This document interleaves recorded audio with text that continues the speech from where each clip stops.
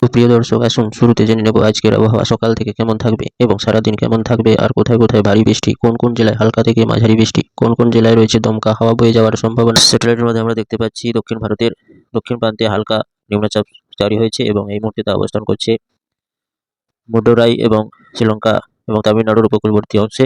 এর প্রভাবে দুর্যোগপূর্ণ হওয়া সামান্য সৃষ্টি হয়েছে এবং এর প্রভাবে ঝড় বৃষ্টি এবং থমকে যেতে পারে নতুন করে শীতল আবহাওয়া।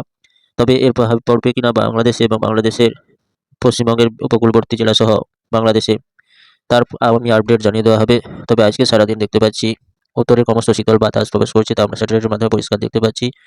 উত্তরে কনকনে ঠান্ডা বাতাস ক্রমশ রাজ্যে প্রবেশ করতে শুরু করেছে, যার প্রভাবে আজ থেকে তীব্র ঠান্ডা পড়ার সতর্কবার্তা রয়েছে।